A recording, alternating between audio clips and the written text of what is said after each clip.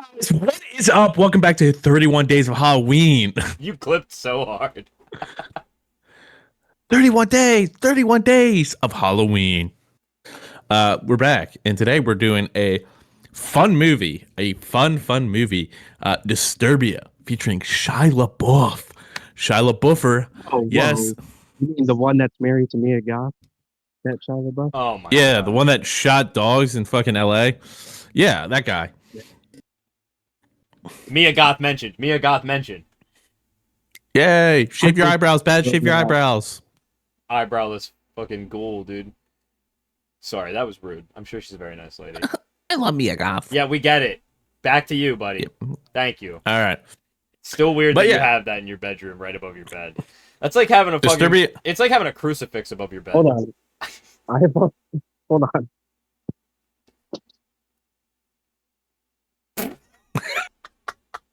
It never ends, dude. Oh my gosh, dude, Deftones. I love Deftones. I love Deftones! Wait, flip it around. I do love Deftones, but...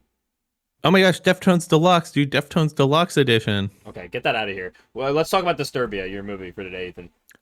Yes, Disturbia. Great movie, came out 2005. Not a great movie, I would say. Maybe a fun movie. But yeah, this movie is about a troubled youth, aka Shia LaBeouf, who's also a troubled adult too. Yeah, does he shoot dogs in this movie? No, he doesn't shoot dogs. Basically, the movie starts out with a very you see Shia LaBeouf and his dad character in the game, or in the game, yeah. In the game, dude. No, but it is his dad in the movie, fly fishing, enjoying themselves. It's like a happy family. You see this, kid, seeming like a normal kid, enjoying life. And basically, what happens is on their way home, they're calling their mom, driving through, and they're back behind this jackass pickup truck driver, classic. And he they're kind of tailgating him pretty bad too. And basically, at the last second, the pickup truck swerves, and there's a car stationary. So Shia LaBeouf swerves, rolls the car, and him and his dad are injured in the car, pretty bad. And then you see Shia LaBeouf look over and see an oncoming car smacks into his dad's side. His dad's dead. So yeah, it's pretty fucked up. And then the movie starts basically. He is in Spanish class with his friend who's keeps saying perhaps in Spanish, which is quizás, because he thinks it's funny. It's almost like, weirdly, I don't know if I'm just being what's the right word, a bigot. Nah, but like bad here. But this movie reminds me of fucking a little bit of Harold Kumar. I don't know if it's just because there's an Asian guy who's like a sidekick character. Disturbia and Harold Kumar. Reminds you in a good way or a bad way? He's a dumbass character. Like he does dumb shit. He's like one of those goofy ass dudes. Yeah. And then basically Shia LaBeouf's character is all depressed and shit, so he's sleeping in class. And then he tries to do this what am I gonna do over summer break little speech. He comes up, he can barely speak Spanish, so his Spanish teacher walks up to him and is like, hey, your dad, how would your dad feel about this? So fucking Shia LaBeouf socks him in the face. And then he basically gets put on a small little fucking panel of people to go to juvie. They say, hey, you're 6 months away from being 18. You need to fucking stop what you're doing. We're going to put you on house arrest for all of summer. So 3 months, he's on house arrest. So basically he comes back. He's got all the cool gadgets, though. His dad, I guess, was rich because he was a writer. Dude has fucking everything. Bro has the Xbox. Bro has the PSP. Bro's living a life pretty well. But he basically is just kind of learning how to fucking live life stuck in his house. And, he has a run-in with the cop. The cop's actually the teacher's cousin. So, he's kind of has it out for him. One of the cops that is patrolling the area, who does the patrols, and basically he's learning that hey, I'm gonna be stuck inside, just gotta figure out what the fuck to do to kill boredom. He has a little fucking mix up with some kids throwing some burning shit on their door, and that's kind of when he learns fuck, I need to like he chases after him, gets the cops up, they fucking arrest him. This is all going on while his new next door neighbor's moving in, the girl next door. So that story. So basically he builds like a fucking barrier around his house. So this whole movie's got like Is it Mia Goth? It's not. Somebody with eyebrows, actually. And basically there's like he's got the string around his house, so he knows exactly where you can and can't go. And basically what he does after this, because he realizes like he's really fucked, he can't do anything. So he just starts stalking people. Basically, Okay. So he basically finds some binoculars in his dad's room, and they start experiencing like he just starts checking on the neighborhood, and he's stalking the girl next door, really creepy. Cool. Watching her change and shit like that. Normal, totally normal.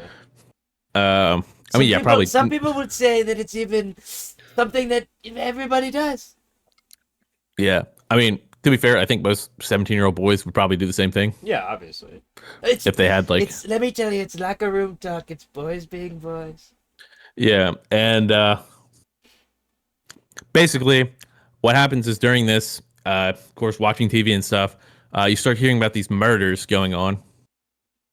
Like, oh, this girl was murdered, and there's some weird stuff. And basically, when he's stalking, they say something about, hey, there's this blue Mustang with a dented up front left fender. Like, hey, if you see this? So he's like out stalking one night. He hears the fucking loud engine roll up, and it's his one neighbor who like he thinks is completely normal. And what ends up happening is he sees that smashed up fender on his blue Mustang. So he's like, oh fuck. And it's like, hey, there's this kill reminds them of a killer from Texas. So they start finding like linking clues to him, like he has a longhorn skull in his garage, and him and his friend, his Asian friend, start trying to figure out stuff, start stalking him, and are also stalking the girl at the same time. And the girl comes to their house because she gets locked out, and then also gets interested in the stalking. But basically, it's a fucking, whole thing. She finds out he's stalking her, and he's being petty because she like tries to have a party and shit like that. There's like a bunch of like that kind of stuff, like petty teenage shit happening. But of course, that's like the main love interest of Shia LaBeouf in that. But basically, they Like, find out she ends up being cool with him stalking. yeah, well, not stalking her, no.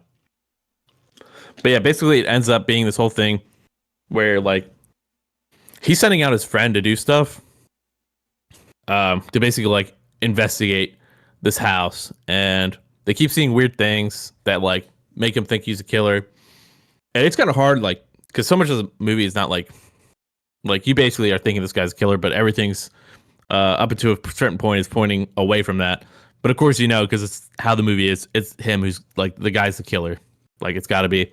Yeah. And I would say like acting wise, everybody's super good in it. Shia LaBeouf is just Shia LaBeouf in the movie. So What year is this from? 2005. Oh, okay. Yeah, so it's an older movie.